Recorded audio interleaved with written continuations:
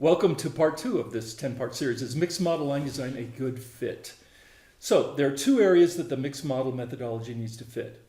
The first is your company and your company's own products and processes, and the second is yourself as a process improvement specialist. So I'll talk about whether or not mixed modeling is a good fit for you personally in part 7 of this series. But for now, let's focus on whether this is a fit for your company and your company's processes and products. So here's the good news. Spoiler alert. Most companies are a good fit for the mixed model line design method, as long as you apply it intelligently. In fact, many companies are already doing mixed modeling, whether they call it that or not.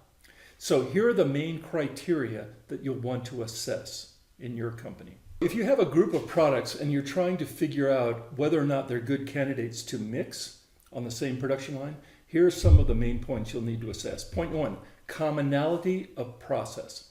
So this means that the grouping of products that you wish to mix share the same processes. The match doesn't have to be 100%, not 100% common, but the more variation in the process or the process flow, the more complex your design is going to need to be. So imagine two products with completely different processes, no overlap. Well, then your line design would end up being two independent designs, since they don't share any of the processes. Now imagine two products that share 50% of their processes. Half of their processes are the same, half are different.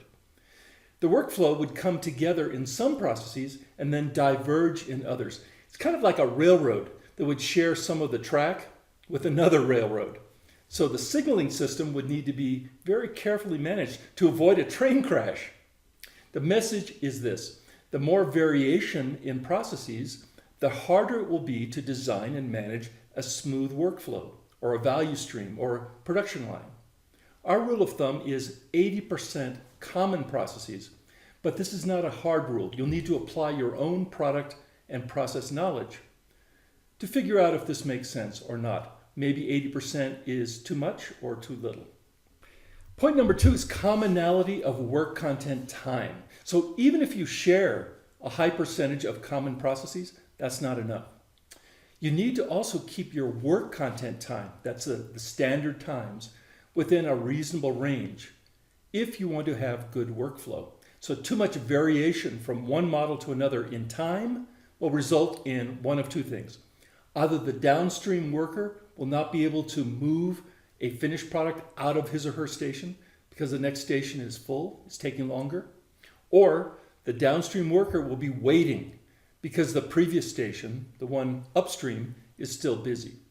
So this combination of starving a station of work and or blocking a station from starting a new unit will seriously degrade throughput, productivity, product cycle time, and work in process inventory. The more variation in work content time, the worse this condition will be. Now, there are some remedial measures you can take, like, for example, correct sequencing rules, the use of buffers or in-process Kanbans, and flexible workers that can move to where the work needs to be done. But these remedies will never completely overcome process time variation.